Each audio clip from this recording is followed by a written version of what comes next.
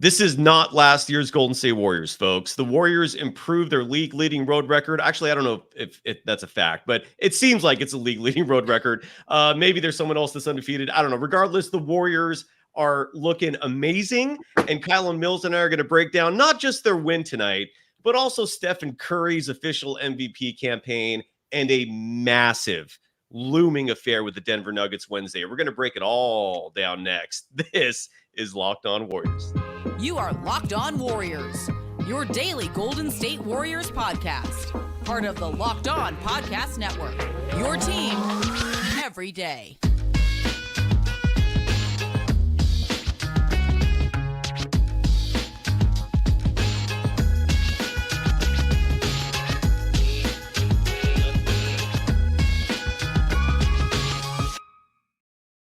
Thank you for making Locked On Warriors your first listen every day. We're free and available wherever you get podcasts and on YouTube, part of the Locked On Podcast Network, your team every day. You can follow Kylen Mills. I'm sorry. Today's episode is brought to you by FanDuel. Make every moment more. Right now, new customers get $150 in bonus bets with any $5 money line bet. That's $150 just on betting a heavy favorite. It's that simple. Visit FanDuel.com/lockedon to get started. You can follow Kylen Mills on all social media platforms at her name. It's super easy. Kylen Mills. You can follow me on Threads, Cyrus Saatsaz at Dog Wild. Also, I hope super easy. Kylen, great to see you. Your immediate reaction to the Warriors not resting, not giving a half-ass effort. It was a back-to-back. They're on the road. It was Detroit. You think maybe they can mail it in? Nope. They gave it their all. They won. Your immediate reaction to the Warriors defeating the Detroit Pistons, a team they lost to in Detroit a year ago, 120-109. Your thoughts? This was a huge pickup for the Warriors. For this team to be 5-1 on the road after the way they started last season is incredible. Shows a huge turnaround, a lot of maturity, and the right chemistry. Everything's working right now with this group. First half, not necessarily pretty. Steph Curry carried this team through the first half. So let's be clear, that was the best thing that, the Warriors needed, was for him to be able to show up when no one was playing well early on in this game. Third quarter, also early on, the Pistons were hot. They were hitting shots. I thought the Warriors did a good job in the second half of the third quarter to start to disrupt. The zone was working. I liked a couple of nice defensive efforts from Moody. He had a great steal to end the third that I wanted to point out. And then somehow the body control to keep the ball in play and get it ahead to GP2. But I thought they were able to grind it out thanks to their defense. In the second half of that third quarter, they closed the gap. They were able to keep it close, and the Warriors closed out in the fourth. That's another area they were struggling with last season, was closing out games.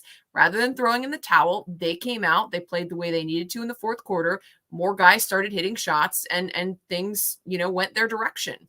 Another thing I want to point out is that the Warriors cleaned up compared to last night was they had the edge in points in the paint, 52-32. They also were getting it done on the glass. Now, it did end up being closer than it was at one point in the game, 44-39. The Warriors had the edge on the boards, but they did give up a couple of rebounds there late in the fourth that almost let the Pistons hang around. There were a couple of offensive boards, a few possessions where the Pistons were able to keep it alive way too many times. There was one where I think they were able to, maybe 4 offensive rebounds. Like, they had a couple of iffy possessions. Prior to that, though, the Warriors really strongly were dominating the glass, and that made a huge difference. Really, really excited to see this type of effort from the Warriors. The only player that I was disappointed we didn't get to see was Trayce Jackson-Davis. But, or see more of. Yeah, so that was my only negative. Not to get negative, but that was my only thing. I thought this was a game where we could have seen TJT. No, you're absolutely right. And again, like you said, in the same categories where the Warriors got killed just a night earlier, they came into this game 29th out of 30 teams when it comes to points in the paint. Last night, demolished in that category, 58-24. And then, as you mentioned, they bounced back tonight and win that battle 52-32 against a pretty big Pistons team, as you mentioned as well, winning the rebounding battle 44-39. So, Trayce Jackson-Davis, just relax. You're good. I highly doubt we're going to see him or Podziemski in that Nuggets game, which is looming just around the corner. Let's talk real quick before we get into the negatives, because there are a couple of those, and we have to touch on that. I'm appreciative of the recent awareness being brought up about how borderline psychotic some people are that when it comes to individual stands. What I mean by that is the fandom toward individual players and just how blind this fandom is sometimes. Like, So sometimes I feel like media members are just like tippy-toeing around criticizing certain people. But look, folks, regardless of how much you love your player, they're not perfect. And please don't take it personally when we criticize these individuals, because it sometimes just has to happen. So we'll touch on that in just a moment, though, because one or two players we do have to talk about in terms of some potential early season lingering issues. But the positive, first and foremost, Stephen Curry, I think goes without saying. He was awarded earlier today with the Western Conference Player of the Week award by the NBA. He's playing lights out ball. Kylen, you asked me on this show a week or so ago, who do you think the second best player on this team is? I obviously avoided that question because it is not an easy one. It's just a different answer depending on what night you're asking. Exactly. But there's no debate who the first one is. There's no debating who is the captain of this ship, and that's Stephen Curry. Read a stat line if you don't mind. Do you have it in front of you before I ask that? Sorry. If you don't mind telling the audience, let people know how he did tonight. And do you agree with me that right now he is your favorite for MVP? I know it's super early in the season. We're 8 games in, but it's 10%. It's 10% of the season. I think you can throw these things out a little bit, especially if a month from now, maybe he won't be. So I might as well enjoy it while it lasts. But he is an MVP candidate right now. How did he do tonight? Tell the audience what were your thoughts about Steph. He's a candidate for sure. I don't know that I would say necessarily that he's the favorite, but still, let's wait till we get to 20% into the season and make another call. But he's definitely a candidate. He's been playing awesome. The stat line tonight, second night in a row that Steph made 7 3-pointers. Want to point out he finished with 34 points on 12 of 26 shooting from the floor, 7 of 17 from 3, went 3 of 4 from the line. Had a couple of boards, 4 assists, ended up with 3 turnovers, which isn't, a big concern, typical Steph, but team best plus 17 as well. But those 7 3-pointers, man, back-to-back nights, playing on the second half of back-to-back, a player who is up there in age on the Warriors team that, at times has sat on the second end of back-to-backs, just, for self-preservation, not necessarily for any other reason, but great to see him come out on a back-to-back night and be able to still sink triples like that. That's what gives me reason to believe that Steph Curry will be playing until he's 40. Because you don't lose the ability to shoot the basketball. And I just can't believe he still looks so springy. Like, he does not look like he's slowing down. I know that the body can't necessarily take the same workload as maybe it could in his 20s, but still he's done an excellent job of really keeping himself in great health. He takes care of himself so well, puts a lot into what he does in terms of his recovery off the floor. And I still think he looks like he's a lot of spring to his step. I mean, 7 threes and back-to-back nights on the road. Not bad, Steph. Not bad. No, that 3 is falling right now. It's looking good. Remember 2 years ago in the last time the Warriors won a title, his 3, he was pursuing the all-time record. He got it. Leading up to that, he started struggling. That whole season was like an anomaly in terms of 3-point shooting. I don't know why I thought about that, but that his shooting percentage is back. He's looking amazing. A lot of people in the chat think I'm going to be Clay hating. That's not who I was thinking of at all. The player, you know what? Why don't I say that? When we come back, there'll be a little negative focus. There's one player in particular, Kylen, we have to talk about. The dude is struggling. And I'll reveal who I mean by that and so much more. I think we all know. Gotta give some love first to one of our 2 sponsors for this evening. First up is FanDuel, the official sports book. Where is that bar? There it is. The official sports book of the Locked On Podcast Network. And score early this NFL season with FanDuel, America's #1 sports book. Right now, new customers get $150 in bonus bets with any winning $5 money line bet. What that means is that you have to win a bet that doesn't have a spread attached to it. And that's what a money line bet is. You're either just picking a winner or a loser. It's that simple. Now, unfortunately, if you pick a heavy favorite and you bet the money line, it's not a smart bet because let's say your favorite is minus 300. You're going to bet $3 to win $1. That's not good odds. But with FanDuel, if you find that heavy favorite, bet that $5 because if you win a money line bet, it doesn't matter what the bet is. You get automatically $150 bloop right into your account. It's that easy. $150 if your money line team wins. So if you've been thinking about joining FanDuel, there's no better time to get in on the action. Visit FanDuel.com/locked-on and kick off the NFL season. FanDuel, the official partner of the NBA, obviously, but also the NFL. You are Locked On Warriors, your daily Golden State Warriors podcast. part of the Locked On Podcast Network, your team every day. Thank you for making Locked On Warriors your first listen. For the everydayers, Kylen, you're back with me tomorrow. There's been so many games this season. The Warriors, I believe, lead the NBA in games played, or they're tied for that. It feels like we're doing post-game shows almost every night. Tomorrow, we're just going to go nice and easy. You and I are just going to host a show, just catching the world up on what's going on with the Warriors, maybe bring out some stats, maybe discuss who some of the best defenders are, which five-man lineups are the best. So tune in for that. We'll announce that on the show's Twitter account at Locked On Dubs. You can follow me on Threads at Dog Wild, and you can follow Kylen Mills on all social media platforms at Kylen Mills. It's super easy, your name. Andrew Wiggins, Kylen, has not had the greatest of starts so far.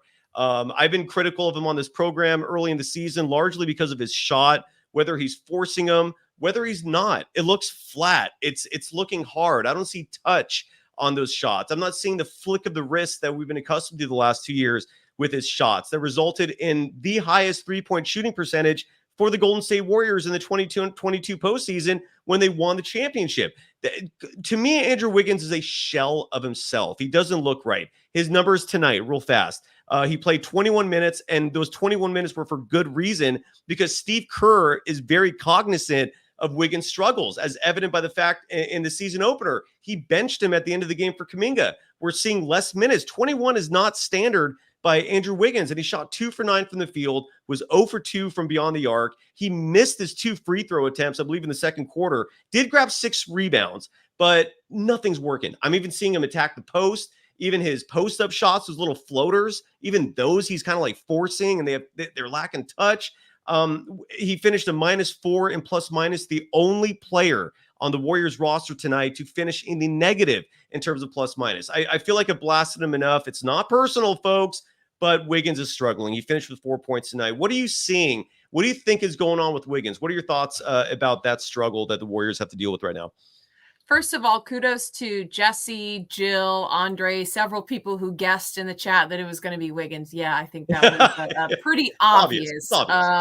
However, Andre said that Wiggins needs to stop smoking. Don't you put that out there, Andre. Don't you be starting rumors like that in our chat. Wait, what's Andre saying? He's saying that Andrew Wiggins is smoking weed? He said Wiggs needs to stop smoking, and I'm just teasing with him.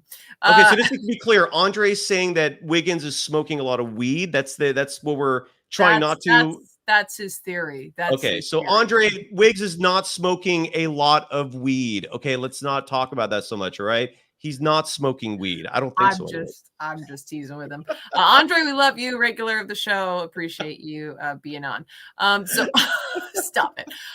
So in terms of Wiggins' issues, I think maybe it's just the shots aren't falling and that's impacted his confidence. One thing I will say is Wiggs is at his best when he's driving, attacking the basket, and sometimes he starts to force the outside shot a little bit. And when it's not falling, he suddenly just gets a lot less productive. But I do think that he has still made effort defensively, but to me, that's the biggest area where he needs to just focus in on. And you'll hear a lot of guys say this when they're going through shooting struggles.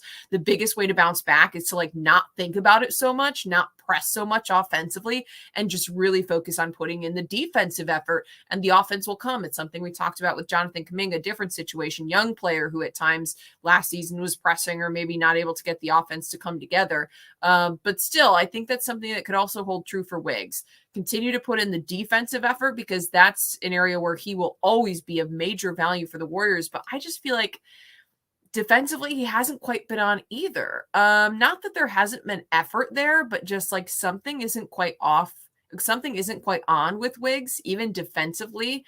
So that's the thing. I just feel like if he picks it up defensively and really puts in the effort there, that the offense will come. It'll still be a major asset to this team because they do still need his defensive abilities. But I also know another thing in interviewing and talking with NBA players or even high-level collegiate players, it's easy sometimes to let things not falling on the offensive end result in not putting in an effort defensively. So I wonder if that could possibly be a factor because there is some frustration. You get down on yourself. It's hard to then pick your head up the next possession and run back down the other side of the floor and suddenly make a great defensive effort play because you're feeling down on yourself. You're maybe deflated, frustrated in your own head, whatever it may be, and it can impact your ability to play defense. So that would be my one thing to Wiggs would be hopefully if, there is just some type of offensive slump happening, don't let that impact the effort you're putting in defensively, because I just think that he hasn't quite been as sharp defensively as we've seen him in the past. Is that something you've noticed in terms of his struggles? Like, do you feel like defensively as well, he's not quite there? And it's not terrible, but I just feel like it's not quite there. Oh, you're muted. Sorry. That's my bad. I feel like there is not a single facet of his game that is better this year. Not one. Like, even his ball handling is struggling. Like, sometimes I'm seeing Steph or Dre like handle the ball to bring it up just to get him involved, and like he's like fumbling it. He's got like the Wiseman hands. I don't know what's going on there. It's if there's one thing that is good news, is that the team is so deep that they're surviving it. Like fortunately, whether it's Kaminga getting minutes, and we can talk about him in a second, Moses Moody, who's getting the minutes, whoever it is, Gary Payton II is getting a great run. Like, whoever it is who's filling in for him, they're thankfully carrying the load. But it's concerning. Let me ask you this, and I'll ask this to the chat as well. If Wiggins stays at this level the whole year, let's say like this is what we see, this is who he is now, which is also a possibility. We never know. Hopefully that won't be the case. And he becomes, let's say, a bench player. Can the Warriors still win the title, in your opinion, with this version of Andrew Wiggins? Yes, I think it's possible, but I think other guys have to step up. I think a lot of Jonathan Kaminga's skills are comparable to Andrew Wiggins, and I think that he could possibly help fill that void. They now have Chris Paul in the mix, which makes this just automatically such a deeper team, and we haven't talked a lot about him, or we haven't talked about him at all in regards to tonight, but the 62 turnovers to 6 assists on the season, like, that's incredible. I just got to say that I did not anticipate him fitting in as well as he has with the Warriors this quickly. Like, I did not expect him to be so effective so quickly and to have such good chemistry. Like, I just feel like the fit has been seamless. So for me, that's a big positive. I think the Warriors could overcome Wiggins if he's truly digressed, I guess, or regressed as a player, but a lot of other things would have to go right. The Warriors' margin for error is already small, and it would get even smaller. Yeah. But I think that Chris Paul would be a key piece that has to step up. And then to me, the biggest factor would be Jonathan Kaminga being able to step up and fill some of that void defensively, rebounding, even on the other side, attacking. So is it possible? Yeah, but it's not ideal. I think the Warriors are a much more dangerous team with Wiggins being dominant Wiggs that he was last, even in the Warriors championship run at times last year. I don't know. I felt like he never was quite on after he had the long absence last season. But prior to that, we've seen an unbelievable version of Wiggs. I hope he can get back to that. Yeah, I hope that, a few people, and maybe they're saying it in jest, but I really hope Jordan Poole being traded had nothing to do with it, because they were close. I always think back to those weird commercials. I don't know if you remember those last year that Wiggins and Jordan Poole were in together. I can't even remember what they were advertising. It was like an app. Do you remember that? Like they would just show up on a random court in San Francisco, and some just weird random guy who like they were trying to make funny but wasn't fun. The commercials were bizarre, but anyways, I don't know why I'm thinking about that right now, but I can't remember even what the app was. They were promoting some sort of app, like a video game. So I don't know if like that is affecting him at all. Who knows? Who knows what's going on there? Any concern with Clay, by the way, real fast? He was 1 for 8 from the field. This is not me hating on him, folks. I love Klay Thompson, but he did shoot 1 for 8 from the field tonight. There was an incident in the second quarter where and I've never seen this in my life, where Steve Kerr was actually like, it was a teaching moment. He was pointing at his clipboard and like really having a stern conversation with Klay, like he slipped up somewhere. I've never seen that in my life. But otherwise, Klay, I think, is doing okay. The 1 for 8 thing is a little off. How are you feeling about Klay right now? I'm not too concerned about Klay. Klay has been streaky at times. Shooters go through slumps. So I don't know that there is a big concern there for me. I think Klay will bounce back. I don't know if he'll be all-star Klay, which is something he mentioned at the beginning of the season is a goal for him. He wants to get back to an all-star level. I'm not going to go that far, but I think that Klay will still be a big contributor for this team. I hope that he'll still find a rhythm, but I do think that Klay, as we saw the last 2 seasons, he's been streaky at times. He goes through ups and downs as a shooter.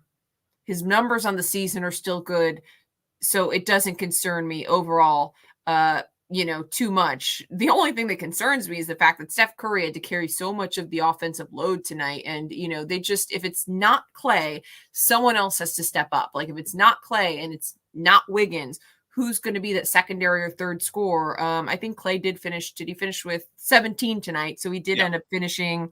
Him and Chris Paul were second behind Steph. But, I think the important thing is if someone's having an off night, you need to have someone else step up. And honestly, now that we're looking at it, the fact that the Warriors were able to come out on top with, Andrew Wiggins having such an off night.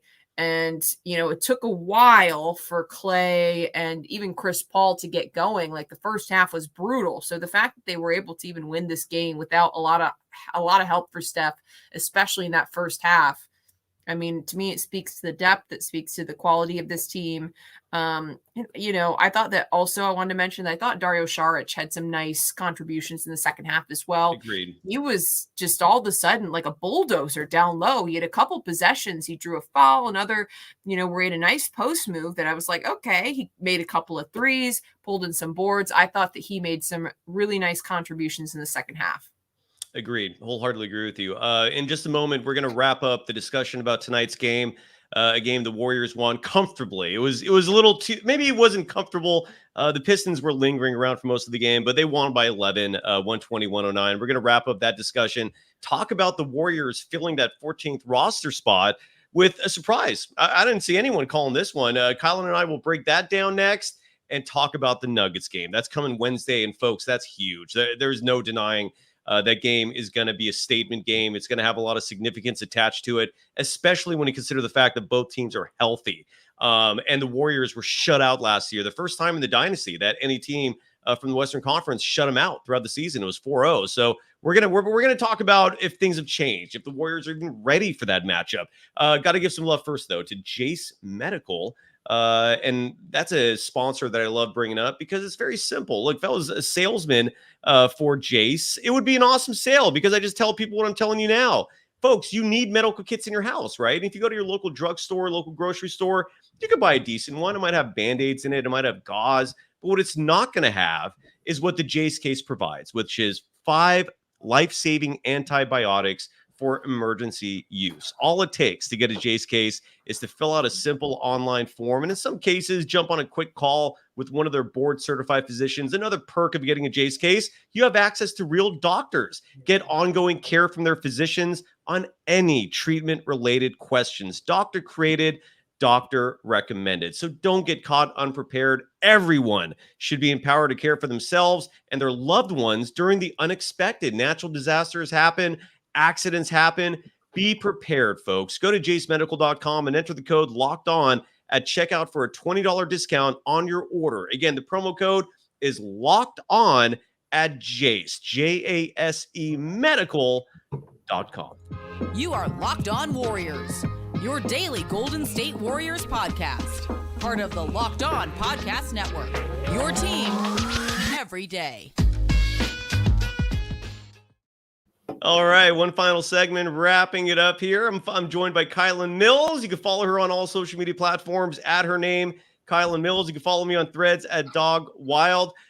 Just a few more things from this game that stuck out. Jonathan Kaminga, this happened in the Cleveland game as well. And this is where, I was griping a lot last season, and I'm not griping at all this season. Actually, I'm very happy with Coach Kerr so far this Cyrus, year. you've been in a good mood this season. I like it. And well, they're 6-2. Yeah, absolutely. I mean, to be winning, so I don't think it's a coincidence. It sucks though that I have this like emotional connection to the Warriors where they affect me. Like my emotional well-being is partly reliant on this team.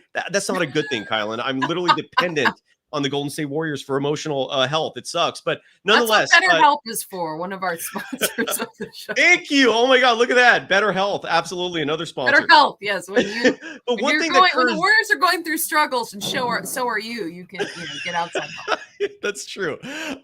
One thing I love that Kerr is doing is, and we're noticing this, sometimes players start slow, and Kaminga did that 2 games in a row, had a bad start, and had an awful start yesterday in Cleveland. He was, I think, like a -7, didn't make any shots. Very similar start tonight as well. And again, look, the kid's 21. He's the same age as Steph was, Clay was in the rookie seasons. So there has to be some cushion there in terms of critique. But nonetheless, he had awful first halves, both these games. But the fact that Kerr is still playing him, it's rewarding the team. His athleticism is needed. He's at least getting trips to the free throw line. That's one of the many things that I'm loving about Kaminga. He went to the line 8 times tonight, 10 points, nothing to highlight, but he only had the one rebound. I know you've been talking about that. I totally understand that. That number should go up a little more. But nonetheless, he had one rebound, 10 points. I just love the fact that he's getting a run in the second half, because if you look at just his second half numbers, which I just had in front of me and I just closed the window. That really sucks. I'm going to get that in a second. Oh, I don't have the halves, so I don't have that. I can't believe I just did that. I literally just did the X and I had it all prepared. So one thing is that I also love seeing, besides Kaminga, is Moses Moody. Moses Moody, I mean, this is someone who, like, if Moody was starting, the Warriors wouldn't miss a beat. Like, he's that good. I do think he's ready to be playing with the big boys in terms of minutes, in terms of rotations. What are your thoughts on the two youngsters? We didn't really see Trayce Jackson-Davis or Brandon Pajemski tonight, just garbage time at the very end. But the two youngsters, Moody and Kaminga, your thoughts, Kylen? Jonathan Kaminga, I'm glad that pretty much what you mentioned, that he had the opportunity to play through some mistakes. Kaminga looked shaky in the first half, had a couple of plays where he didn't necessarily make the right decision. He missed a couple of threes in this game. Glad to see that he's being given a longer leash. It's something that we've called for on the show. I think Kaminga clearly has the potential, great athletic skills, good defensively. I think he's starting to get more of that rhythm offensively. He did have one nice move to the basket. I'm trying to remember. He made a couple. He had a couple of nice baskets, also drew some fouls, which is something that he needs to do, which is huge. So, I thought it was an okay performance from Jonathan Kaminga, but the most promising thing is exactly what you pointed out, the fact that he's being allowed to work through mistakes. The first half wasn't great. He wasn't yanked the entire second half. He had the opportunity to play through them and to continue to try to impact the game. Moses Moody, I have those real quick before you go to Moody. I have those Kaminga numbers again. And this is it's a tale of two halves, right? Like, Kaminga the first half was 0 for 5 from the field. He was 0 for 2 from 3. His one rebound came in the first half, had no points. He was a -3. Like, just nothing to write home about. That, but you could call that awful, and I wouldn't object. But then Kaminga in the second half, and this is where sometimes players need to warm up, right? Kaminga in the second half was 2 for 3 from the field, had all 8 of his free throw attempts in the second half, and had 10 points in the second half. So he made up for it. And I don't think the team's regretting him playing in the second half, right, in the games and overall. And his plus minus, just to finish up before you talk about Moody, Kaminga was even tonight. So whatever negative he did in the first half, he evened it out in the second half. He was even, Steven. Sorry to interrupt. Continue on.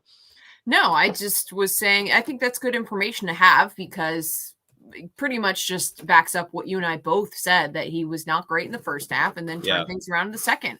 Moving along, though, to Moses Moody, I was trying to look up right now kind of what his stats are on the season in terms of steals per game, because I feel like every single night he's getting a couple of steals, and that's exactly what the Warriors need from him. If you can play defense, Steve Kerr will play you. Yep. Even if the shots aren't falling, because Moody had a couple. He did have one that was unlucky from the three-point line that literally kind of bounced up and rattled around. I thought it might go in, but even in nights if the shots aren't falling, or maybe you're not getting as many offensive looks as you want, or you're just on a Warriors team that's loaded with weapons, it's not always going to be on the youngsters to carry a workload like that. Yep. Contribute defensively, make the defensive plays. And the fact that he had 3 steals, I believe it was tonight, that's very telling of the type of defensive effort and what he's doing. And I pointed out early in the show, to close out the third quarter, the Warriors were trying to close the gap. He had a huge steal when they were playing in the zone. They were able to disrupt what the Pistons were doing that allowed them to kind of jump up there early in the third quarter, got the pass off to GP2, got the assist on the play as well.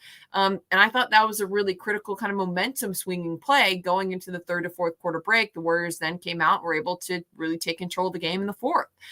So I think that he's doing a lot of the little things. Even on the nights where he's not scoring a lot of baskets, he finishes with 4 points. As long as he's pulling in a couple of rebounds, hustling on defense, continuing to rack up steals, then there's going to be opportunities for him in this lineup.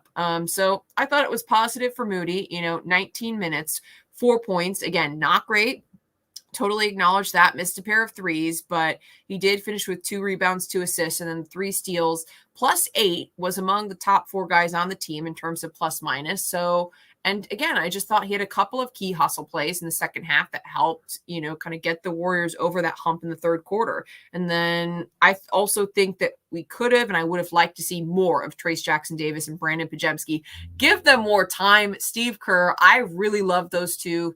I'm very excited to see them develop. I think they both have a ton of potential, and they have outperformed what my expectations were for them. Wholeheartedly agree. And yeah, Steve Long, you're right. It was a first half of hate, and then it was a second half of compliments for Jonathan Kaminga. You know, we're at the 30-minute mark, Kylen, and we're doing another show tomorrow. Just to let people know, Guy Santos was signed as the 14th player. We'll break him down a little more tomorrow since we're gonna have another full show. We could dedicate more time to Guy. But what was were you surprised by that decision? I mean, a lot of it came down, I think, to getting him out of his Brazilian deal. He does have a pro deal with a club in Brazil, and by offering him the guaranteed contract here, they're able to keep him. They essentially are able to free him from Brazil, and now he's a Warrior, former second-round draft pick. The dude is strong. I will say that. He is a very physical player with some finesse skills, considerably raw. But the Warriors clearly see something they love in this kid. I don't know if we're going to see him much this year. Any quick feedback on him? And we'll touch on that a lot more tomorrow. I'm not surprised. I think that was the plan for the Warriors. I do believe they were trying to do what they could to bring him here. At least that's what I had heard. I'm excited to see what he does. You know, I think he showed some promise in his one season in Santa Cruz. He finished with just under, I actually was just looking this up before we came on the show. He finished with just under 13 points on 50% shooting from the field, right around 33+% from three. I agree. He's strong. I think that he looked very athletic, very dynamic. And I thought that he also showed some promise in summer league. You know, like you mentioned, strength. I think he's working on his feel for the game. I am very excited to see what he can do. You know, is that a dog, by the way? Is that a dog? Am I hearing a puppy? Is your dog near you? No. Okay, never mind. I keep hearing all these noises, and I'm like, is that your pup? Like, what? I don't know. Sorry, I'm in the basement, so maybe you're hearing creaking and people. Maybe, I don't know. Sorry about that. Go ahead. Sorry. No, I think that it's great. I think it's great they signed Guy. I'm very excited to see what he can do. I thought he showed some flashes in both the G League and Summer League. So why not? Absolutely. And you know, this listener in the chat, Samantha Chan, just keeps calling for you. I'm apparently not on her radar, Kylen. So she wants your Samantha, girl power. She's trying to get your attention, but she's Samantha Chan seems upset that that Lester Quinones was passed up for that guaranteed 14th roster spot in favor of Guy Santos. Do you have an answer to Samantha? Yeah, I kind of agree with her. I kind of agree. Like, I get it because I have really liked Lester when we've seen him this season. I think his game has come a long way. But, you know, you're talking about different, you know, he has a little bit of a different skill set. Yeah, I don't know because I really, really, really like Lester. But same. You know, Santos has the size. I mean, that's the one thing that I will say, you know, and where he has the advantage, 6'8" compared to what's Lester, 6'5"? 6'4", 6'5", yeah. 6'4", 6'5". So that's, you know, adding some length and some height is probably more of a need for the Warriors than Lester. But I did really like Lester. I like what we saw from him in preseason. I think he's really developed and matured. Good decision making. I don't know. So I think it's unfortunate given how much he's put in, you know, to trying to earn a spot on the team. But hey, he's still around. So yeah. And then Samantha, probably feeling bad that because now she's talking to me. But no, we'll try to get Guy on the show at some point. Look, just to add to that, the Warriors will have Lester Quinones's rights next season. Okay, they're not going to lose him. And what Lester Quinones showed me this preseason was that he could handle the point. That was very encouraging. Yes, my whole time, like the whole time I've been watching Lester Quinones, I'm seeing a player who did not find his fit, right? Like I don't know if he's going to be a good shooting guard in this game, but when he ran the point with that second unit, when he was on the court, I think it was with like Kaminga, with Podziemski, even though Podziemski is also a point guard, Lester Quinones can handle that. I see a bright future for him there. And again, for any of you out there who are worried that maybe by giving Guy Santos this deal that they're going to lose Lester Quinones, don't worry about that. Quinones is also part of the long-term plan, and they can retain his rights. They're not going to lose him after this season. So Lester's not going anywhere. This decision does not affect Lester Quinones. We're going to talk about Warriors Nuggets a lot more tomorrow because we're out of time. That is a huge game, and it deserves its own show in all honesty. So. But nonetheless, great win for the Warriors tonight, night and day from last season. And you just see how much they care, right? I mean, Chris Paul is 38 years old. And how many minutes did he have tonight in the second half of back-to-back? Hold on, where it hits right here. So Chris Paul tonight, 21 minutes, which isn't a buttload. It's not a ton of points or a ton of minutes, I'm sorry. But typically in a back-to-back on the road, you're not seeing your 38-year-old veterans playing. The Warriors care. This means something to them this year, and they made sure to win this game because they know how much just the mental boost to carry this momentum into the Denver thing could make a difference. And I'm really appreciative that they actually put the kind of effort that we saw tonight. Any final thoughts, Kylen, as we wrap it up?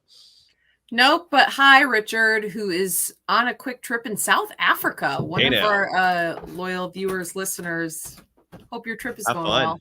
And everyone else, thanks for hanging with us. Drop some comments tomorrow and we'll chat. Absolutely. We're back at it tomorrow. Warriors win. They improve to 6-2 on the year. Congrats, Stephen Curry, for Player of the Week awards. Warriors Nuggets is next, folks. We're going to break that down soon. Good night, everyone. Bye-bye. Bye. Woo, woo. Go Dubs.